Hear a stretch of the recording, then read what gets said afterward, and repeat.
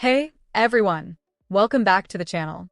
Have you been wondering if the Mac Mini M4 is worth it for video editing, especially when it comes to running Final Cut Pro in 2024? Well, today we're going to take a deep dive and put this little powerhouse to the test. With its M4 chip, can it really handle the demanding world of video editing? We'll be testing everything from 4K footage to color grading, and comparing how it stacks up against the MacBook Pro M4 Pro, and even some Windows PCs. If you've been considering the Mac Mini M4 for video editing, this review is something you don't want to miss. Before we get into the nitty-gritty, if you like tech reviews that cut to the chase, go ahead and hit that like button and subscribe to the channel. It really helps us out, and we'd love to have you join the community. So, let's talk about what the Mac Mini M4 brings to the table. First up, it's powered by Apple's new M4 chip, which is part of the same family of chips that we've seen in the MacBook Pro M4 Pro and the MacBook Air M4. But unlike the MacBook, the Mac Mini M4 is a desktop, and that means it's a little more powerful, thanks to its cooling system. The M4 chip itself is what's going to give it that extra edge when it comes to video editing tasks. It has up to a 10-core CPU and a 16-core GPU, which should give you tons of power when dealing with things like color grading or working with 4K footage. And it's not just about the chip. You also get up to 64 gigabytes of unified memory. This is especially important when you're working with complex video files or want to jump between multiple editing apps. The memory is shared between the CPU and GPU, so you don't have to worry about data bottlenecks, which can really slow things down in other systems. For a video editor, this is a game changer because the more memory you have, the smoother your editing experience will be, particularly with high-res footage. And with Thunderbolt 4 ports, you're able to transfer files between external drives or monitors at incredible speeds. That means less waiting and more time editing.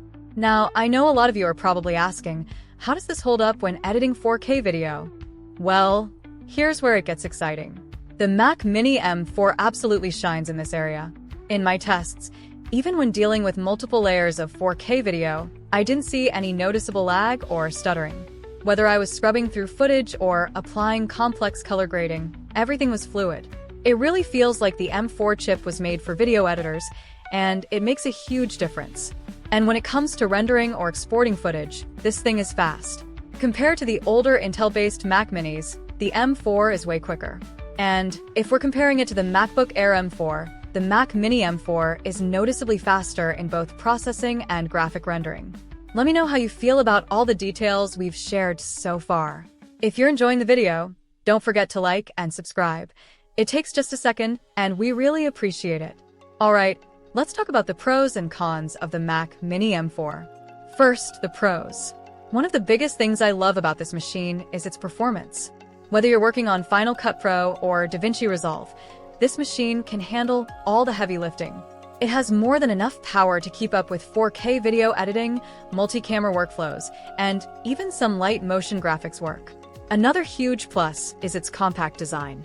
If you're someone who works in a smaller space or just prefers a minimal desk setup, the Mac Mini M4 won't take up much room, and it still packs a serious punch. Plus, the Thunderbolt 4 ports are amazing for transferring large video files quickly. Now, of course, there are a few cons to consider. The biggest drawback for some people is the lack of upgradability. You can't swap out the RAM or storage down the line, so whatever configuration you pick, you're stuck with it. If you're the type of person who likes to upgrade your system every few years, this might be a deal breaker. Another downside is that the Mac Mini M4 doesn't come with a built-in screen. So, if you don't already have a monitor, you'll need to budget for that as well.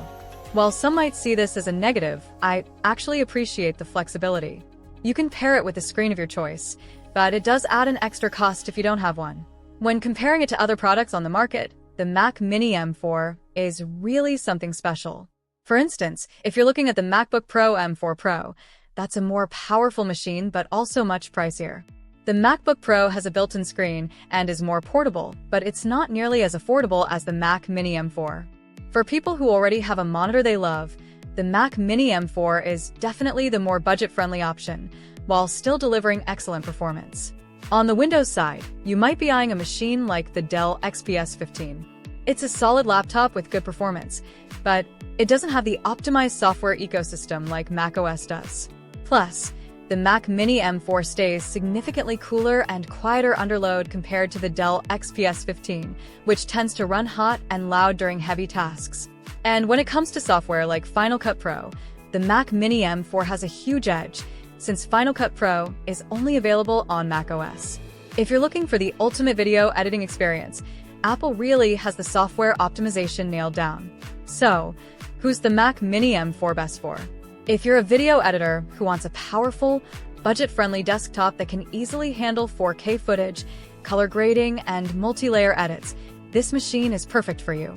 It's also ideal for anyone who doesn't need the portability of a laptop and prefers a desktop setup that doesn't take up too much space.